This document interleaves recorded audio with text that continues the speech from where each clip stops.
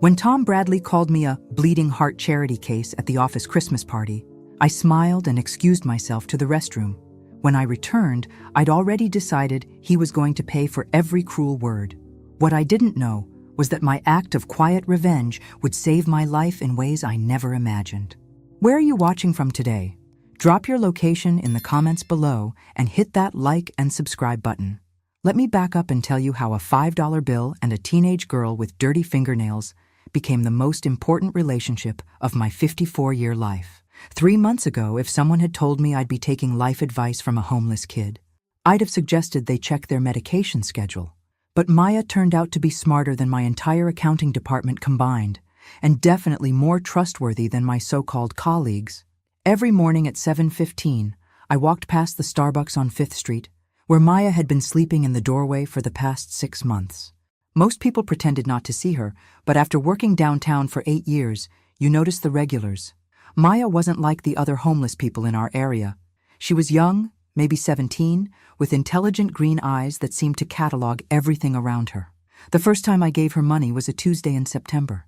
She'd been reading a battered copy of To Kill a Mockingbird, and something about seeing a kid her age with a classic novel just broke something open in my chest. I pulled a 5 from my wallet without overthinking it. "For coffee," I said, setting it beside her sleeping bag. She looked up at me with those sharp eyes. "Thanks, lady." "Donna," I corrected. "My name's Donna." "Maya." She tucked the book carefully into her backpack like it was made of gold. "And I don't actually drink coffee. Too expensive. But I appreciate the gesture." That honesty hit me harder than any sob story could have. Here was a kid living on the street who wouldn't lie about what she'd spend my money on. I found myself stopping by her corner every morning after that, sometimes with cash, sometimes with a breakfast sandwich, always for just a few minutes of conversation that had become the best part of my day. Maya had been on the streets since aging out of foster care 8 months earlier. She was whip-smart, with a sarcastic sense of humor that reminded me of myself at that age, back when I still believed I could change the world through pure determination and attitude. "So what's your story, Donna?" she asked me one October morning while unwrapping the egg sandwich I'd brought her. "You don't seem like the typical corporate zombie who works in that building." I laughed despite myself. "Corporate zombie? That's harsh. But accurate?" She raised an eyebrow, taking a bite of her sandwich. "Unfortunately." I adjusted my blazer, suddenly aware of how stiff and uncomfortable my work clothes felt. "I'm an accountant at Bradley & Associates. Been there 8 years, and most days I feel like I'm slowly fossilizing at my desk. Why don't you leave?" Such a simple question from a teenager. And yet it was one I'd been avoiding for years. The truth was, I'd gotten comfortable in my misery. Comfortable enough to stay, not comfortable enough to be happy. "It's complicated," I said, which was what adults always said when they didn't want to admit they were scared. Maya nodded like she understood perfectly. "Fear makes people do stupid things. Trust me, I know." Over the following weeks, Maya became my unofficial downtown advisor. She knew which food trucks had the best deals, which alleys were safe shortcuts, and most importantly, she observed everything that happened in our little corner of the city with the intensity of someone whose survival depended on staying alert. "Your boss is a piece of work," she commented one November morning. I turned to see Tom Bradley climbing out of his BMW, talking loudly into his phone about some deal he was closing. Even from 50 feet away, his voice carried that particular blend of arrogance and insecurity that made my skin crawl. "You know Tom Bradley?" I asked, surprised. "I know he parks illegally in the handicapped spot twice a week, screams at his secretary through his office window, and thinks he's hot stuff because he drives a car that costs more than most people make in 2 years. Maya wiped her hands on the napkin I'd brought with her breakfast burrito. "Also, he's the type who pretends homeless people are invisible unless there's an audience to watch him be charitable." That assessment was so accurate, it made me laugh out loud. "You should be a therapist, Maya. You read people better than anyone I know." "Survival skill," she said simply. "When you're on the street, reading people wrong can get you killed." As December arrived and the morning air grew colder, I started bringing Maya warmer clothes along with breakfast. She never asked for anything, but she accepted my offerings with a gratitude that never felt performative or manipulative. She was genuine in a way that made most of the adults in my life seem like actors playing roles. "Donna, can I ask you something?" Maya said one particularly cold Tuesday morning. "Of course. Why do you care? I mean, I'm grateful, don't get me wrong. But most people in expensive suits walk past me like I'm part of the architecture. You stop and talk to me like I'm actually human." I thought about that question for a moment, watching the early commuters hurry past us with their eyes fixed on their phones. Maybe because you remind me that there's still real people in the world. Most days at work, I feel like I'm surrounded by robots programmed to care only about profit margins and office politics. Maya nodded thoughtfully. "Your coworkers sound like they suck. That's putting it mildly." I glanced at my watch, realizing I needed to head upstairs soon. Sometimes I think the only honest conversations I have anymore are with you. "Well, that's depressing," Maya said with a grin, "but also kind of flattering." As I walked toward the office building that morning, I had no idea that my relationship with Maya was about to become the most important factor in keeping me alive. Sometimes the most crucial friendships come from the most unexpected places, and sometimes a teenager with nothing to lose sees dangers that adults with everything to protect completely miss. That afternoon, I noticed Tom Bradley and Helen Curtis having what appeared to be an intense conversation in the conference room. Their body language was serious, conspiratorial, and when Helen glanced in my direction through the glass walls, something cold settled in my stomach. Helen Curtis had been working at Bradley & Associates for 3 years, ever since Tom hired her away from a competing firm with promises of quick advancement and higher commissions. She was attractive in that carefully maintained way that required significant time and money, with perfectly styled blonde hair and a wardrobe that cost more than my car. From day one, Helen made it clear that she considered herself destined for bigger things than a mid-sized accounting firm in downtown Cleveland. She talked constantly about networking events, important connections, and investment opportunities, as if saying the words often enough would manifest the wealth she clearly believed she deserved. Helen's relationship with Tom was complicated in the way that office relationships always are when ambition gets mixed up with attraction. They weren't dating, exactly, but there was definitely something happening between them that went beyond professional collaboration. "They're planning something," Maya observed Thursday morning, watching Tom and Helen arrive at the office together for the 3rd time that week. "Planning what?" I asked, following her gaze. "I don't know yet, but I can tell by their body language. They're excited about something, like they're sharing a secret that makes them feel powerful." Maya had wrapped herself in the thick winter coat I'd bought her the previous week, but she was still shivering in the December cold. People look like that when they're about to do something they know they shouldn't. I studied Tom and Helen more carefully as they entered the building.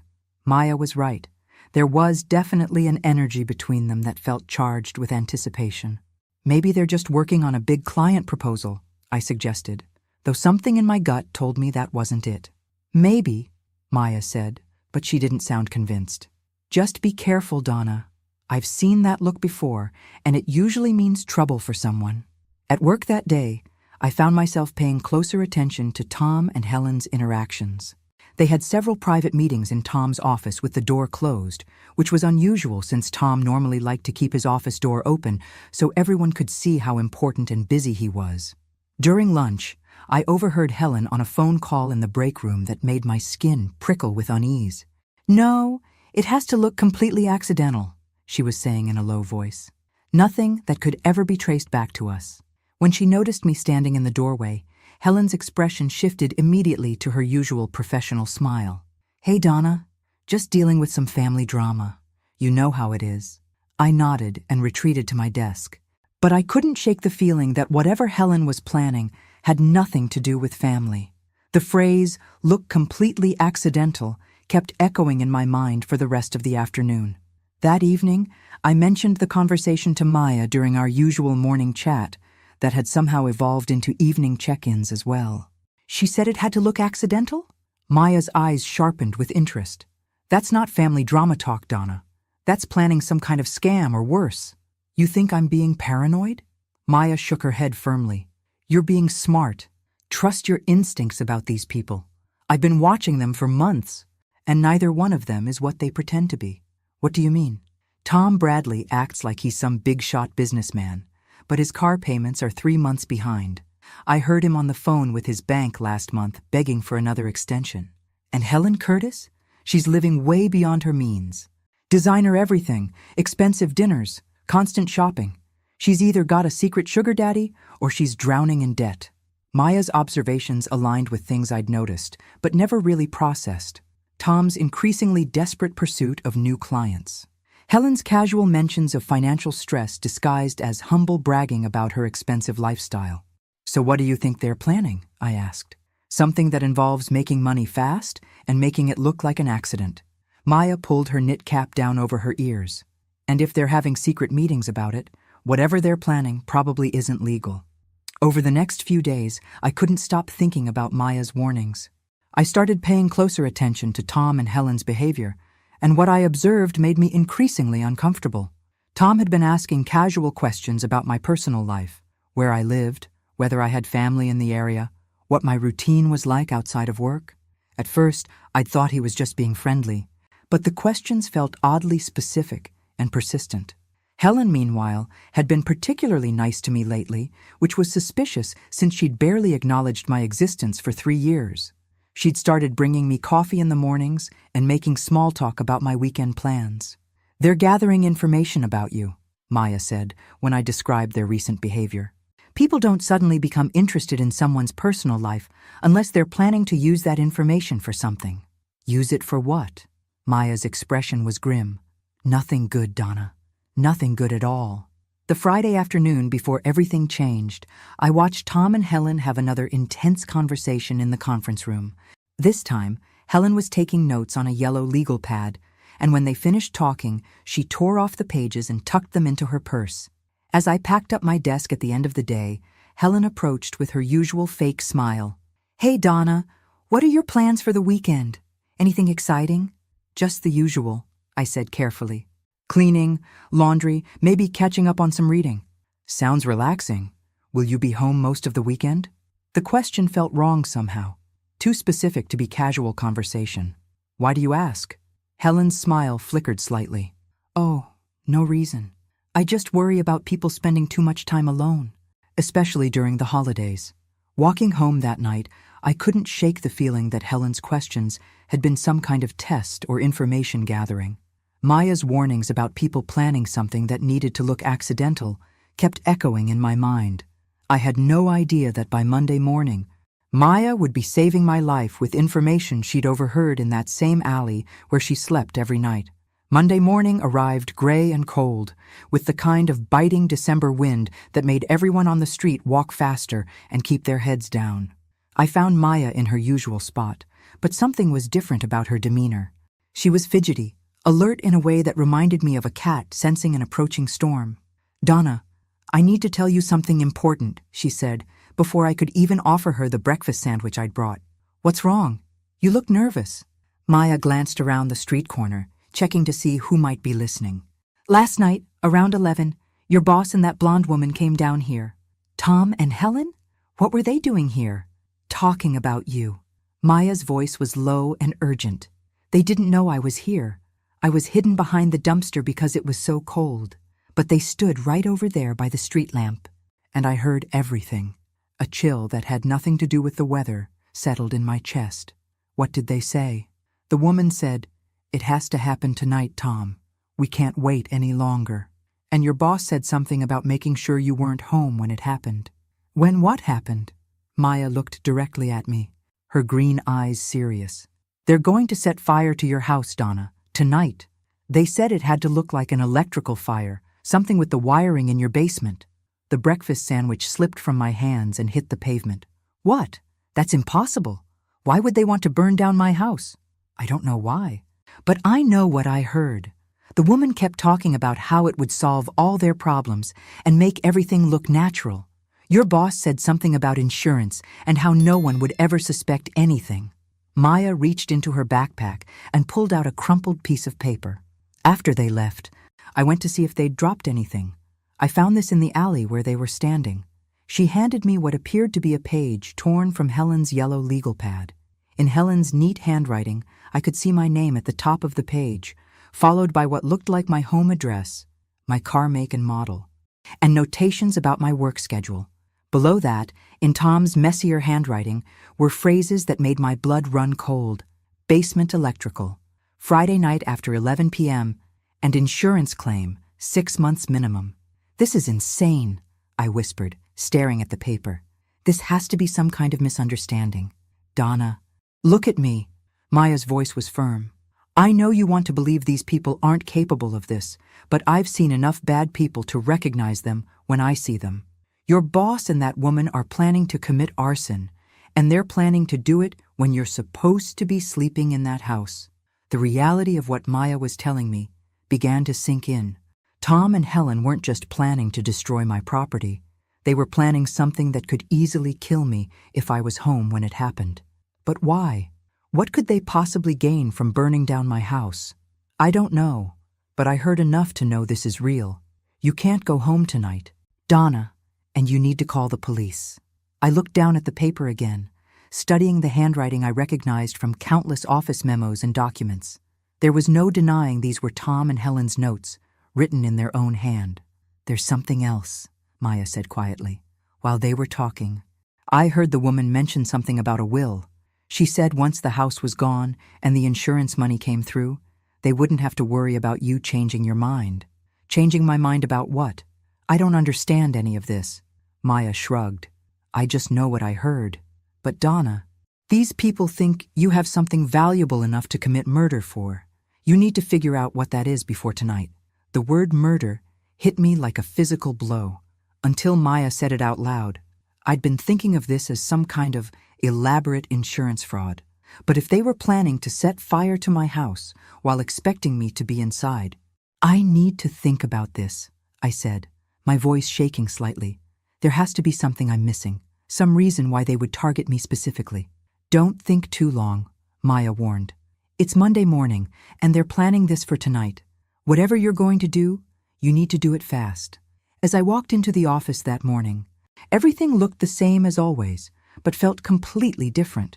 Tom greeted me with his usual indifferent nod. Helen smiled and asked about my weekend. The normalcy of it all made Maya's warnings seem surreal, like something out of a thriller novel rather than my actual life. But the piece of paper in my purse was real. The handwriting was real. And Maya had no reason to lie to me about something this serious.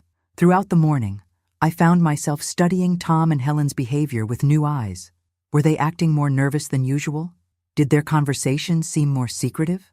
Was Helen's smile just a little too bright? Tom's casual questions just a little too probing? During my lunch break, I called my homeowner's insurance company and asked about my policy details.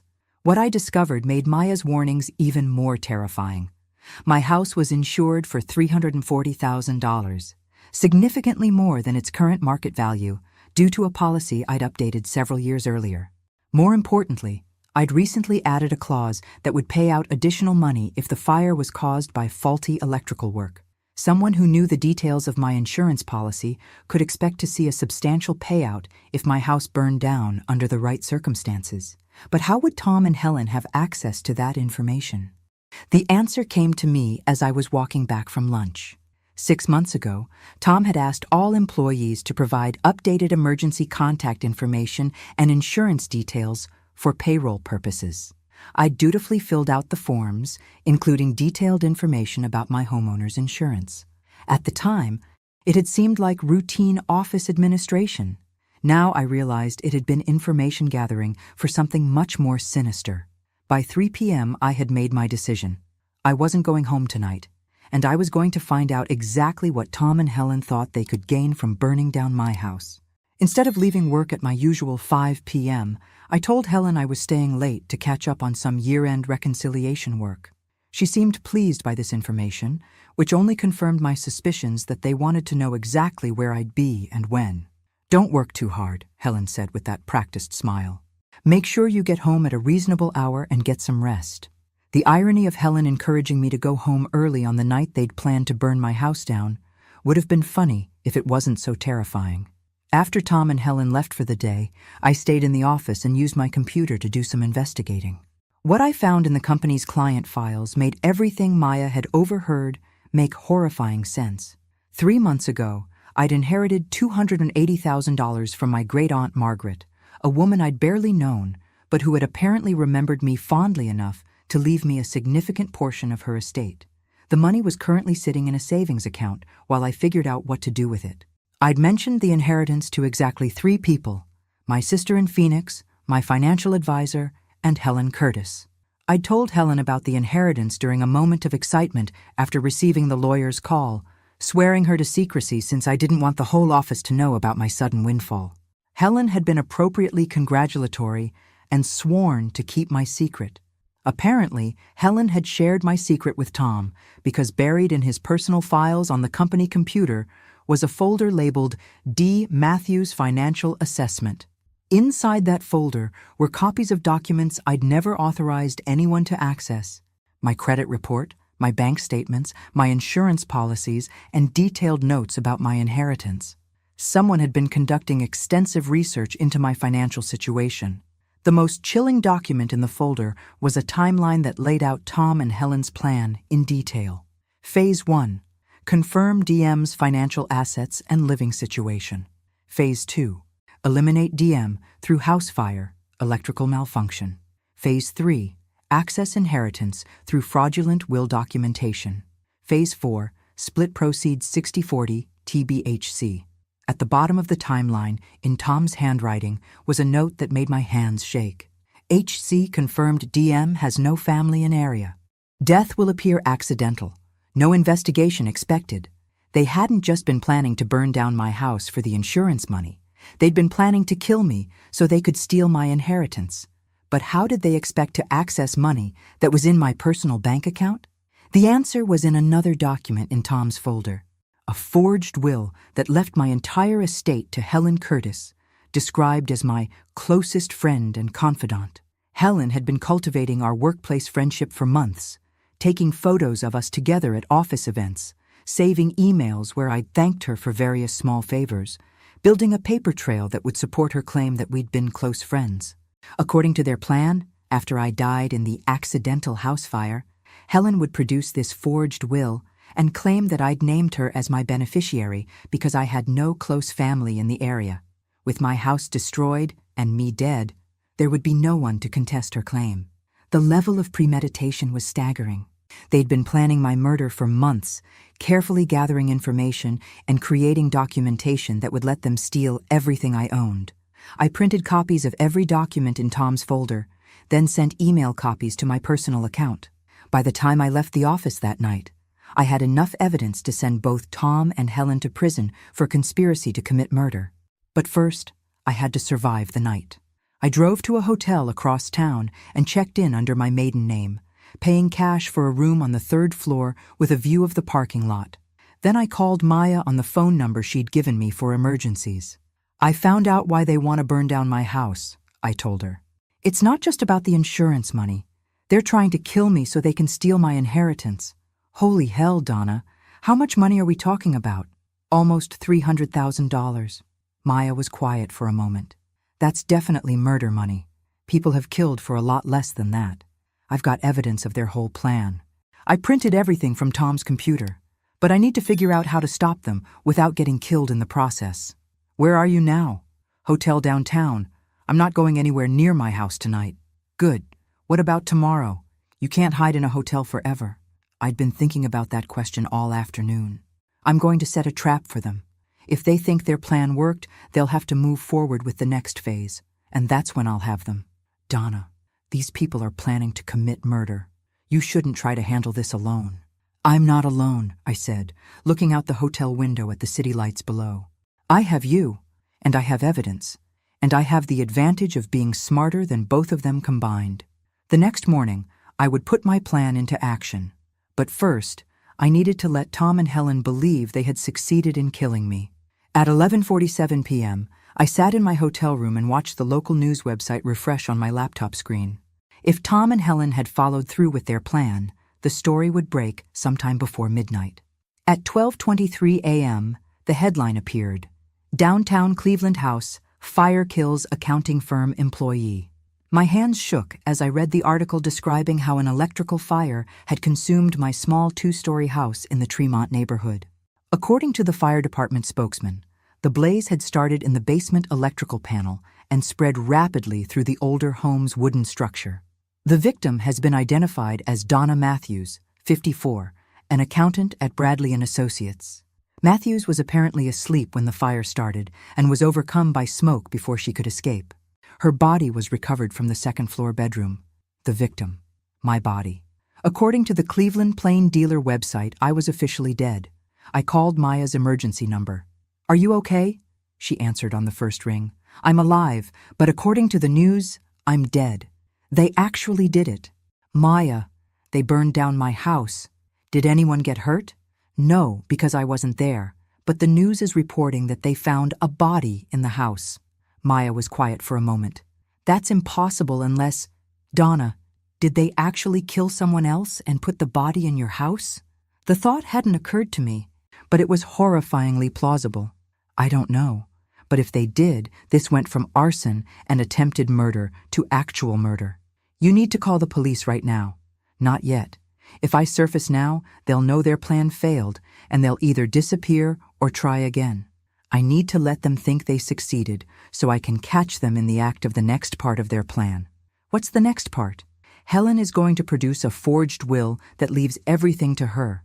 She'll probably wait a few days to let the dust settle, then contact a lawyer and claim that I named her as my beneficiary." The next morning, I checked out of the hotel and drove to a different part of town, where I paid cash for a week-long stay at an extended stay motel. Then I went shopping for a disguise. Maya had suggested changing my appearance enough that Tom and Helen wouldn't recognize me if they happened to see me around town. So I bought a short black wig, different style glasses, and clothes that were completely different from my usual professional wardrobe. Transformed from middle-aged accountant to artsy downtown resident, I felt confident enough to venture back to Maya's corner that afternoon. "You look totally different," Maya said approvingly. "Your own mother wouldn't recognize you." "Good. Now I need you to help me keep watch on Tom and Helen. I want to know everything they do over the next few days." Maya nodded. "I can do that. Where will you be?" "Following them, taking pictures, gathering evidence, and waiting for them to make their move with the will." That afternoon, I positioned myself across the street from Bradley and Associates and watched Tom and Helen arrive at work. Even from a distance, I could see they were both dressed more formally than usual, as if they were planning to attend something important. Helen was carrying a leather portfolio that I'd never seen before, and Tom's demeanor seemed unusually confident and animated. They looked like people who had just solved a major problem. Around 10 a.m., Helen left the office building and walked 3 blocks to the law offices of Peterson and Associates. She stayed inside for nearly an hour, emerging with what appeared to be additional documents in her portfolio. I followed her back to the office, where she and Tom spent the rest of the morning in his private conference room with the door closed and the blinds drawn. At lunchtime, I called the law firm Helen had visited. "Peterson and Associates, how may I help you?" "Hi, I'm calling about a will that may have been filed this morning. The deceased was Donna Matthews." "Oh yes, Ms. Curtis was just here about that. Such a tragic situation. Are you a family member?" "Yes," I lied. "I'm her sister from out of town. I just heard about the fire. I'm so sorry for your loss." Ms. Curtis explained that Ms. Matthews had no immediate family, but she left everything to Ms. Curtis as her closest friend. The will is being filed for probate this afternoon. "Did Ms. Curtis provide proof that she was my sister's friend?" "Oh yes, she had extensive documentation. Photos, emails, even a handwritten note from your sister expressing her wishes. Everything seemed to be in order." I hung up feeling sick to my stomach.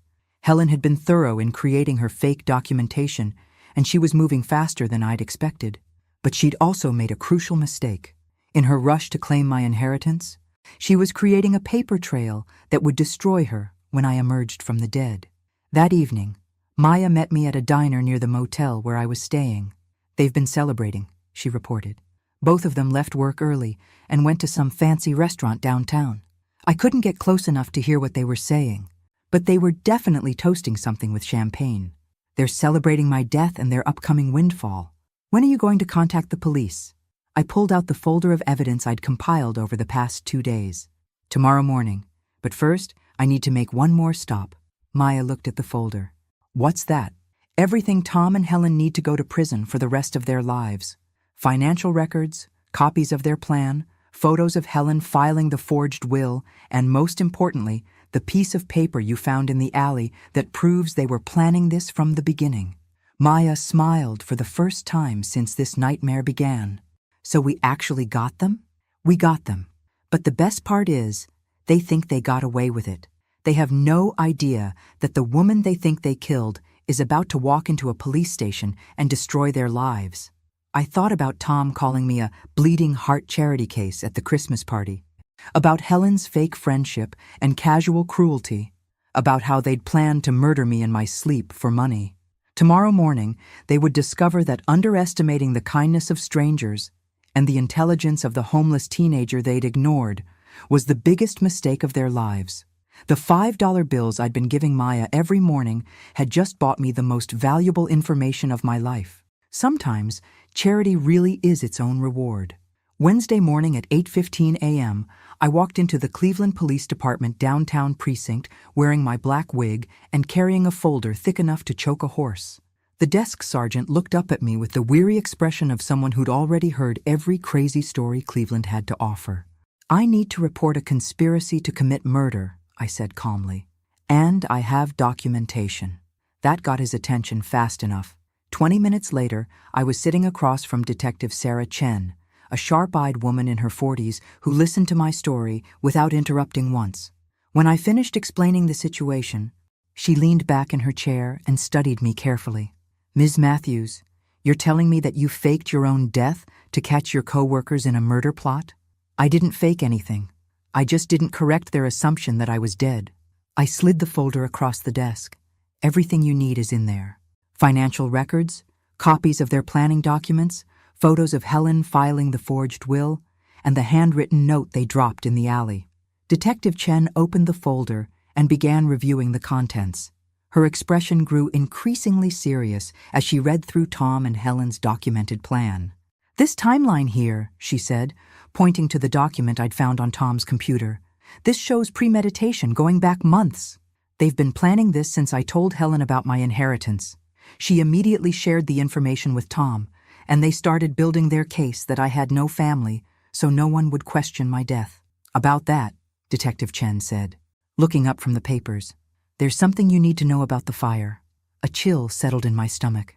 "What about it?" "We did find a body in your house. A woman, approximately your age and build. She'd been dead for at least 12 hours before the fire started. The room seemed to spin slightly." "They actually killed someone?" "It appears so. The victim had significant head trauma that occurred before the fire. Someone murdered this woman and placed her body in your house to make it look like you died in the blaze." I felt sick. My escape plan had worked, but an innocent woman had died in my place. "Do you know who she was?" "We're still working on identification, but we have reason to believe she was homeless. No missing person reports filed, no immediate family looking for her." Maya. The thought hit me like ice water. Was she young? Teenager? Maybe 17 with green eyes? Detective Chen's expression sharpened. "No, this was a woman in her 50s. Why? Do you know someone who matches that description?" Relief flooded through me so intensely, I almost started crying. Maya was safe, but some other woman, some other person with no family to miss her, had been murdered to provide a body for their plan. "There's a homeless teenager named Maya who's been helping me. She's the one who overheard their plan and warned me. I was afraid they'd—" I couldn't finish the sentence. "We need to speak with Maya immediately. Her testimony will be crucial to our case." "I can arrange that. But Detective Chen, if they killed someone else to put her body in my house, this is way more serious than just attempted murder." "Yes, it is. This is now a homicide investigation with multiple felony charges. Conspiracy to commit murder, arson, fraud, identity theft, and now an actual murder charge." Detective Chen closed the folder and stood up. "Ms. Matthews, I need you to stay in protective custody until we can arrest your co-workers. If they discover you're alive, they may try to finish what they started. How long will that take? Based on this evidence, I can get warrants issued within the hour. We'll arrest them at their workplace this afternoon." The thought of Tom and Helen being arrested at Bradley and Associates in front of all our co-workers filled me with a satisfaction I hadn't expected. They'd planned to humiliate me by making me disappear. Instead, they were about to be publicly destroyed. "There's one more thing," Detective Chen said. as we prepared to leave her office. The forged will Helen filed? She's scheduled to meet with the probate court tomorrow morning to begin the asset transfer process. She's moving incredibly fast to get access to your money, which means she'll be shocked when she discovers that dead people don't usually show up to contest their own wills. Detective Chen smiled grimly. I think we can arrange for you to make an appearance at that meeting. Nothing says surprise like a murder victim walking into court. That afternoon, I sat in an unmarked police car outside Bradley & Associates and watched through tinted windows as Detective Chen and 3 other officers walked into the building where I'd worked for 8 years. Maya was beside me in the back seat, having agreed to provide her witness statement to support the case. She'd been quiet since learning about the murdered woman found in my house. Donna, what if they'd killed me instead? She asked softly. What if they'd decided a homeless teenager was easier to grab than some random woman? But they didn't. You were too smart, too careful. You heard their plan and warned me, and now they're going to pay for what they did. It could have been me in that house. I turned to look at her, this brave kid who'd saved my life simply because I'd treated her like a human being for a few months. But it wasn't. And after today, they'll never hurt anyone again. Through the office building's windows, I could see commotion on the 3rd floor where our accounting department was located. Other employees were gathering in the hallway, probably trying to figure out why police were arresting Tom and Helen in the middle of a workday. 20 minutes later, Detective Chen emerged from the building with Tom and Helen in handcuffs.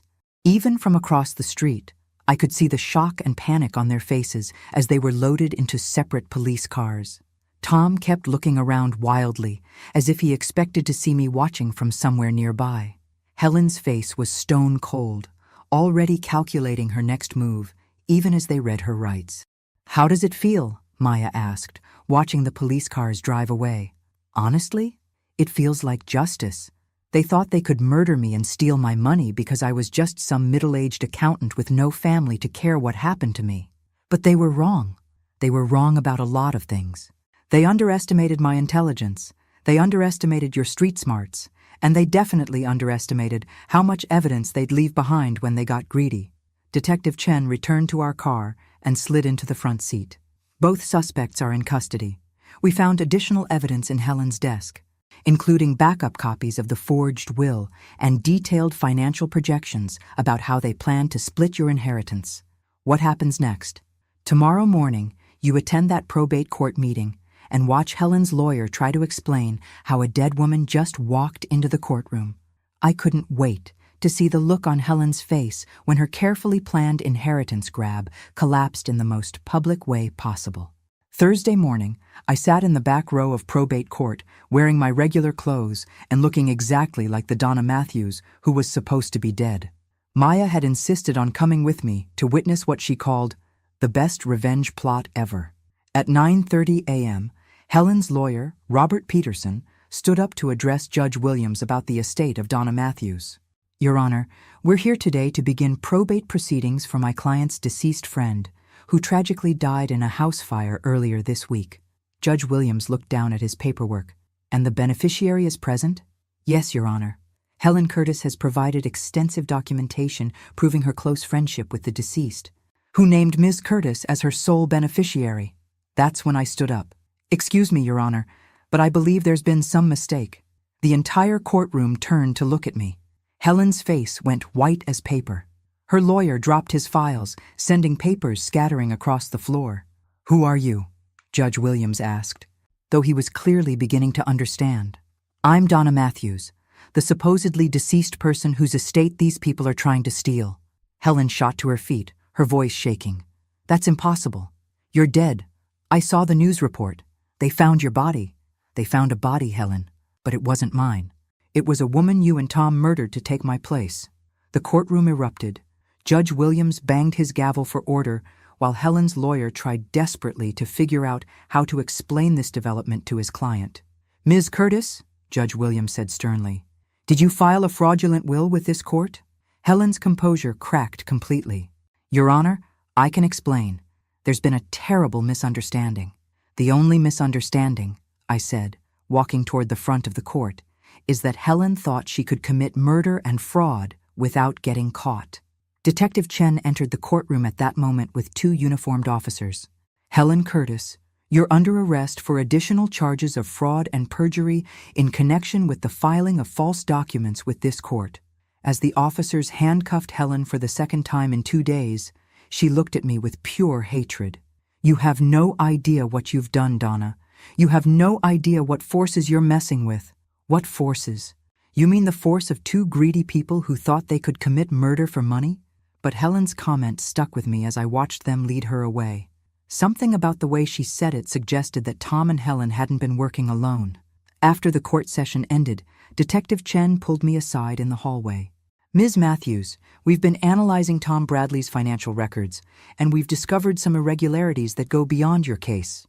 "What kind of irregularities?" "It appears Tom has been embezzling from the accounting firm for over 2 years, but the amounts involved are much larger than what he could have stolen from client accounts." "How much larger?" "We're talking about nearly $2 million. Someone has been feeding Tom inside information about high-value targets, and your inheritance was just one of several he's been pursuing." Maya, who had been listening quietly, suddenly spoke up. "Detective Chen, when I was watching them plan Donna's murder, I heard the woman mention something about a boss who needed results soon." Detective Chen's eyes sharpened. "A boss?" She said they were working for someone else? She said something about keeping their boss happy and not disappointing him again, like they'd failed at something before. My mind raced back through my conversations with Helen over the past few months. She'd mentioned several times that she had connections to wealthy investors, people who were looking for good opportunities to make money quickly. "Detective Chen, what if Helen and Tom were part of a larger operation? What if they were targeting people with inheritance money on behalf of someone else?" "That's exactly what we're starting to suspect. We've identified 3 other suspicious deaths in the past 18 months, all involving people who had recently received inheritance money or insurance payouts." The scope of what I'd stumbled into was much larger than I'd realized. Tom and Helen weren't just greedy coworkers. They were part of an organized scheme to murder people for their money. "Who else was killed?" I asked. Detective Chen pulled out a file folder. "Margaret Reeves, age 67, died in a home invasion robbery 6 months after inheriting $400,000 from her brother. James Patterson, age 71, died in a car accident 2 weeks after receiving a $300,000 insurance payout from his wife's death. And Carol Whitney, age 55, died in an apparent drug overdose 3 months after her mother left her $250,000. Maya was looking at the file with wide eyes. "They've been murdering people for money for over a year?" "It appears so, and based on financial records we've recovered, someone was paying Tom and Helen a percentage of each successful theft." "How much of a percentage?" 20%. "Which means someone else was keeping the other 80% of the money they stole from murder victims." I felt sick thinking about how many people had died for their inheritance money while the police investigated their deaths as random crimes or accidents. "Do you know who their boss is?" Detective Chen shook her head. "Not yet, but we're going to find out. Tom and Helen are facing multiple murder charges now, and one of them is going to talk to save themselves from life in prison." As we left the courthouse, Maya walked beside me quietly for several blocks before finally speaking. "Donna, what if they come after you again?" "Come. What if their boss decides you're too dangerous to leave alive?" I'd been wondering the same thing. If Tom and Helen were part of a larger criminal organization, my survival and the exposure of their operation made me a significant threat to whoever was running the scheme. "Then we'll have to be smarter than they are," I said. "But Maya, you've already done enough. You saved my life, and you helped catch multiple murderers. You don't have to put yourself at risk anymore." Maya stopped walking and looked at me seriously. "Donna, these people killed an innocent woman and put her body in your house. They've murdered at least 3 other people that we know about. I'm not walking away from this until whoever's behind it is in prison." Looking at this brave, determined teenager, I realized that my $5 morning donations had bought me much more than breakfast for a homeless kid. They'd bought me the loyalty of someone who understood better than most adults that sometimes you have to fight back against people who think they can destroy others without consequences.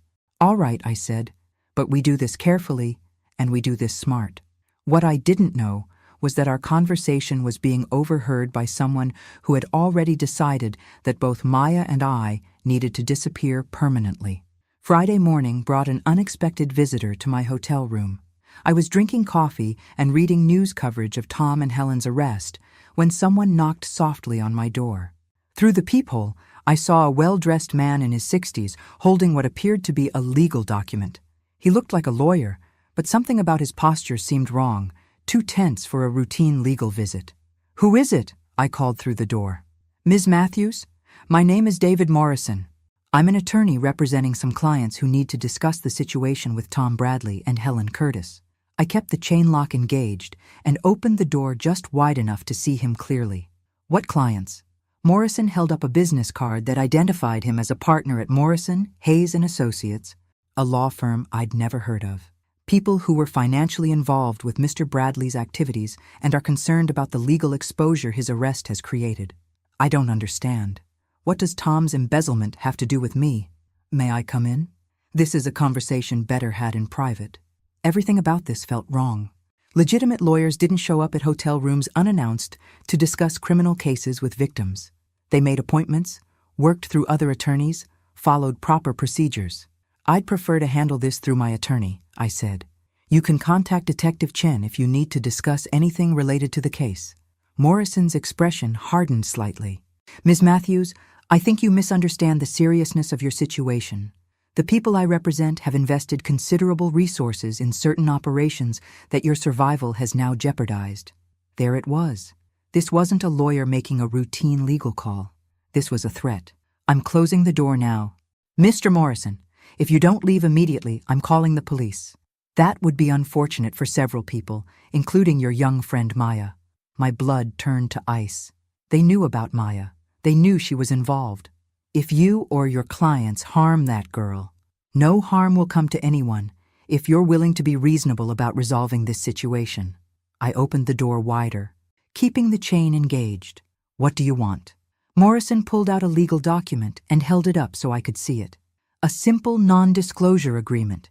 You agree not to testify against any parties beyond Tom Bradley and Helen Curtis, and you agree not to discuss any details of this case with law enforcement or the media. And in exchange, your inheritance money is returned to you minus reasonable expenses, and you and Maya are left alone to rebuild your lives. What happens if I refuse?" Morrison's smile was cold and professional.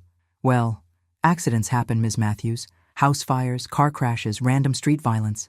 Cleveland can be a dangerous city, especially for people who don't have anyone looking out for them. You're threatening to kill me. I'm offering you a business arrangement that benefits everyone involved. The choice is yours."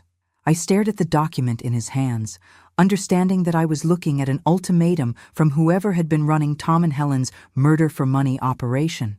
"How do I know you'll keep your word?" "Because dead people can't spend inheritance money, and live people who keep their mouths shut don't pose any threat to anyone's business interests." "I need time to think about it." Morrison checked his watch. "You have until 6 p.m. today to sign this document and deliver it to the address listed at the bottom. If we don't receive it by then, we'll assume you've chosen the more difficult path." He slid the document under the door chain and walked away without another word. I immediately called Detective Chen and explained what had just happened. Within an hour, she was at my hotel with 2 federal agents and a tech team that was setting up recording equipment in my room. "Ms. Matthews, you've just been contacted by representatives of what appears to be a sophisticated criminal organization," Agent Patricia Ross explained.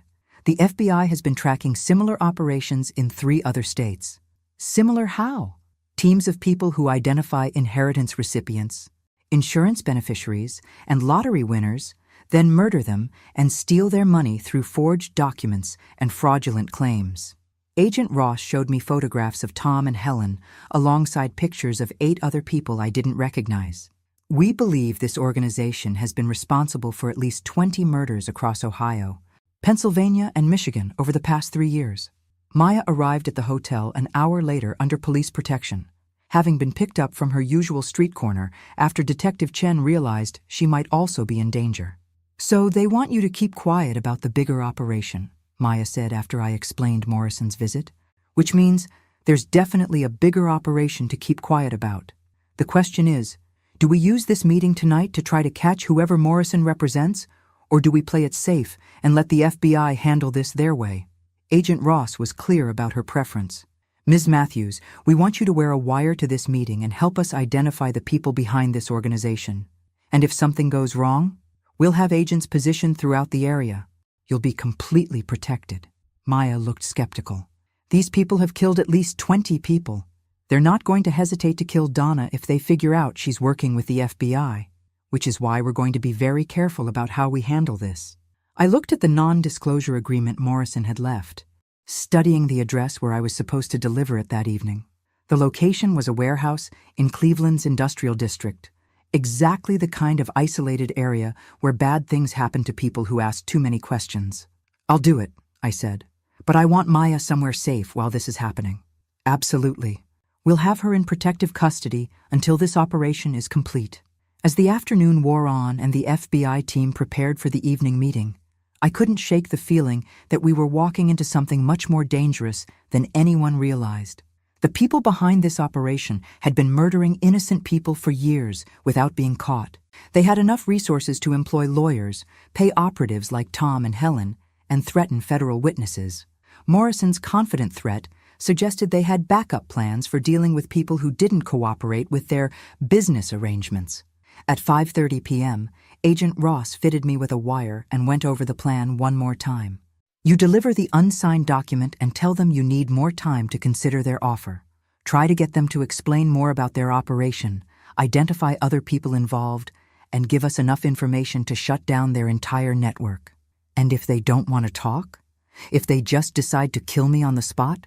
That won't happen. We'll be monitoring everything, and our response team will be in position to intervene if necessary. Maya hugged me before I left for the meeting. Donna, you don't have to do this. You've already done enough. Yes, I do have to do this. These people killed that woman and put her body in my house. They've murdered at least 20 other people. If I don't help stop them now, they'll just keep killing. Then be smart and be careful. And remember, you're a lot tougher than they think you are. As I drove toward the warehouse district that evening, I realized Maya was right. 6 months ago, I'd been a quiet accountant who let people like Tom Bradley mock me at office parties without fighting back. Now I was about to walk into a meeting with organized killers, wearing an FBI wire and carrying enough evidence to destroy their operation. Tom had called me a bleeding heart charity case. Tonight, I was going to show him and his associates that they'd seriously underestimated this particular bleeding heart. The warehouse was exactly what I'd expected: isolated, poorly lit, and surrounded by the kind of industrial emptiness that swallowed screams. As I parked outside the building, I could see Agent Ross's surveillance van positioned 3 blocks away, far enough to avoid detection, but close enough to respond if things went wrong.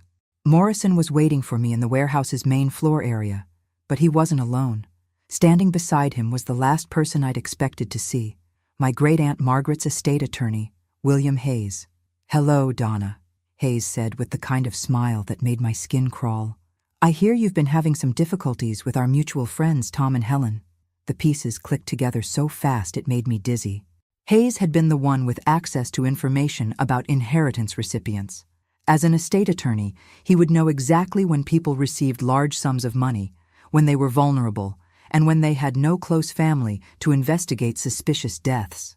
"You're the boss," I said. "You've been feeding targets to Tom and Helen." "I've been providing business opportunities to motivated independent contractors," Hayes corrected. "There's a significant difference. The difference being that you let them do the actual killing while you kept 80% of the stolen money." Morrison stepped forward. "Ms. Matthews, did you bring the signed agreement?" I pulled the document from my purse but kept it in my hands.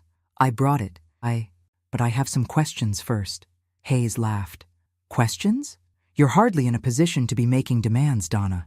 "Actually, I think I am. You see, I know about Margaret Reeves, James Patterson, and Carol Whitney. I know this has been going on for 3 years, and I know that the FBI is already investigating this operation." The temperature in the warehouse seemed to drop 10 degrees. Hayes and Morrison exchanged a look that confirmed my suspicion that they hadn't expected me to know about the other murders. "That's unfortunate," Hayes said quietly. "We were hoping this could be resolved more simply." Morrison reached inside his jacket, and I saw the glint of metal.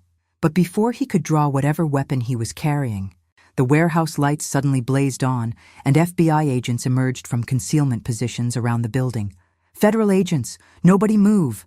What happened next was chaos.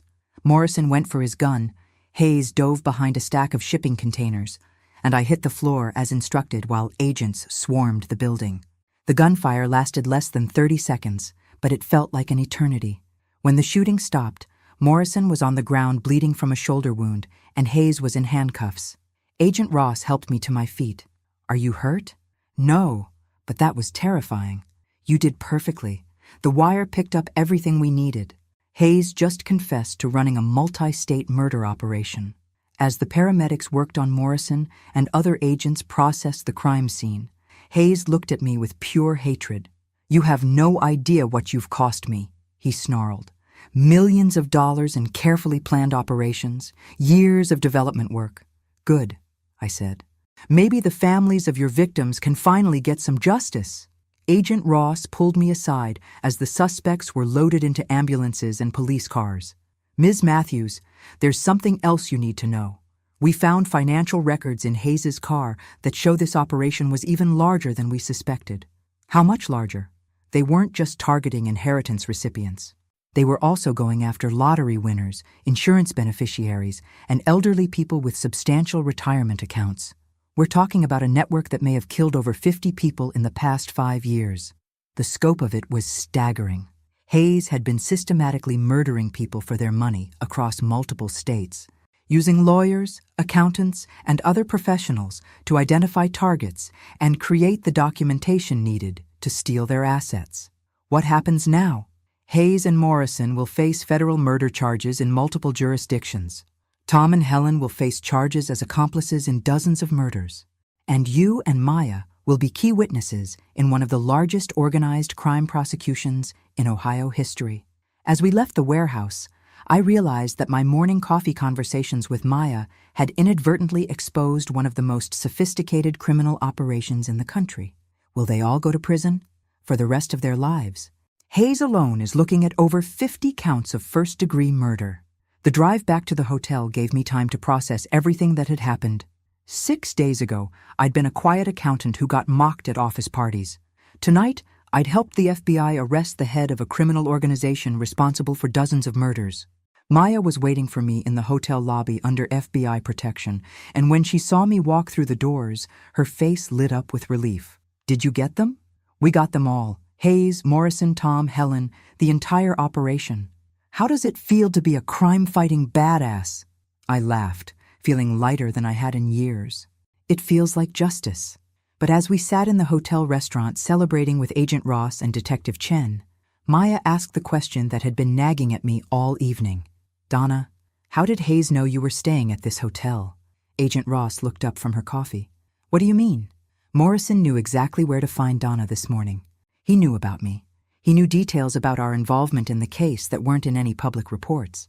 Maya's right, I realized. Hayes knew things that only someone with access to the police investigation could have known. Agent Ross's expression grew serious. "You're suggesting there was a leak in law enforcement?"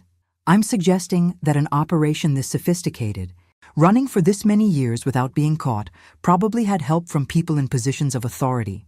The celebration atmosphere in the restaurant evaporated as we all realized that catching Hayes might not have ended the threat. If there were corrupt police officers or federal agents involved in the operation, then Maya and I were still in danger from people who had badges and access to witness protection information. "We need to get you both into federal protection immediately," Agent Ross said, pulling out her phone. As she made arrangements for our security, I looked at Maya and realized that our adventure in crime fighting was far from over. 3 weeks later, I sat in a federal courthouse in Washington, D.C., preparing to testify before a grand jury about the Hayes murder network and the corruption investigation that had exploded out of our warehouse meeting. Agent Ross had been right about the law enforcement connections. Hayes's operation had been protected by 2 Cleveland police detectives, a county prosecutor, and a federal probation officer who had been feeding him information about ongoing investigations. Maya was beside me in the witness waiting room, looking surprisingly comfortable in the business suit the FBI had bought her for her testimony. "You nervous?" she asked. "Terrified," I admitted. "You?" "Nah. These people tried to kill us, remember? Now we get to destroy them legally. This is the good part. Over the past 3 weeks, the scope of Hayes's operation had continued to grow. FBI investigations in 7 states had uncovered evidence of at least 73 murders committed by various teams of operatives working under Hayes's direction. Tom and Helen had been just one team among many, targeting inheritance recipients in Ohio and Pennsylvania. Other teams had focused on lottery winners, insurance beneficiaries, and elderly people with substantial assets. "The thing that still gets me," Maya said, "is that Hayes was your great-aunt's lawyer. He knew about your inheritance before you did." That revelation had been particularly disturbing. Hayes had been targeting his own clients' beneficiaries, using information from estate planning to identify people who would soon receive large sums of money with no immediate family to investigate their deaths. My great-aunt Margaret probably told him all about me during their meetings. How I lived alone, how I didn't have close family in the area. He was planning my murder before I even knew I was inheriting money. But he made one mistake. "What's that?" Maya grinned. "He underestimated the power of $5 coffee money and genuine human kindness. When my name was called to testify, I walked into the grand jury room carrying a folder containing copies of every document, photograph, and piece of evidence Maya and I had gathered. For 2 hours, I told the story of how daily conversations with a homeless teenager had exposed a criminal network that spanned multiple states and involved corrupt law enforcement officials. The grand jurors were particularly interested in the timeline of events and how Hayes had used his position as an estate attorney to target vulnerable people. "Ms. Matthews," one juror asked, "what made you decide to trust Maya's warnings about the fire?" Maya had been observing everything that happened in our area for months. "She noticed patterns that I missed because I was too focused on my work routine. When she told me she'd overheard Tom and Helen planning to burn down my house, I knew she was telling the truth because she had no reason to lie." "And you never suspected that your great-aunt's attorney might be involved?" "Not until I saw Hayes at the warehouse. But looking back, it makes perfect sense. He had access to all the information about inheritance recipients, and he had the legal knowledge to create forged documents that would pass initial scrutiny." After my testimony, Maya was called to describe what she'd overheard in the alley and how she'd been observing Tom and Helen's behavior for weeks before the murder plot. "The thing people don't understand about being homeless," Maya told the grand jury, "is that you become invisible to most adults. They don't notice you, which means they say and do things around you that they would never do if they remembered you were there. Can you describe what you heard Mr. Bradley and Ms. Curtis discussing?" Maya pulled out a notebook where she'd written down everything she could remember from that night. "They were talking about making sure Donna wasn't home when the fire started, but they also mentioned that the house needed to burn hot enough to destroy any evidence. The woman, Helen, was worried about the accelerant they were using and whether it could be detected." "Did they mention accelerant specifically?" "Helen said something about gasoline being too obvious, and Tom said they were using something that would look like an electrical fire. They had it all planned out." When Maya finished her testimony, Agent Ross met us in the hallway. The grand jury voted to indict Hayes on 73 counts of murder in the first degree, along with conspiracy and racketeering charges. Tom and Helen are facing multiple murder charges as well. "What about the corrupt cops?" "Indicted. The whole network is done." As we left the courthouse, Maya and I walked down the steps together toward the car that would take us back to Cleveland. "So what now?" Maya asked. "You're rich, the bad guys are in prison, and you're famous for helping solve one of the biggest criminal cases in Ohio history." It was true. The insurance company had paid out on my house. My inheritance was intact, and several news outlets had offered to pay for the rights to tell my story. "Now I figure out what to do with the rest of my life," I said. "What about you? The FBI offered to help you get into college." Maya stopped walking and looked at me seriously. "Actually, I had a different idea." "What's that?" "You know how Hayes was able to run this operation for years because people like me are invisible to most adults? What if that wasn't always the case?" I waited for her to continue. "What if we started a business that hired people like me, homeless people, people living on the street, to work as investigators and security consultants? We could help people who are worried about being targeted by criminals." It was a brilliant idea. Maya had proven that people who lived on the streets often observed things that law enforcement and private security missed. "Maya, that's genius. And we could use your inheritance money to get it started. Call it something like Street Angel Investigations. I looked at this remarkable teenager who had saved my life, helped expose a massive criminal network, and was now proposing to turn her survival skills into a business that could help other people. You want to be my business partner? I want to make sure what happened to you never happens to anyone else. And I want to prove that homeless people are a lot smarter and more valuable than most people think. 6 months later, Street Angel Investigations had 15 employees, all former homeless individuals who had been trained in surveillance, investigation techniques, and personal security. Maya, now 18 and living in her own apartment, served as our director of field operations. I handled the business side and client relations. Our first major case involved protecting a lottery winner who'd been receiving threats. Our second case helped police solve a missing person investigation that had been cold for 2 years. Tom Bradley called me a bleeding heart charity case at a Christmas party, thinking he was mocking my kindness toward Maya.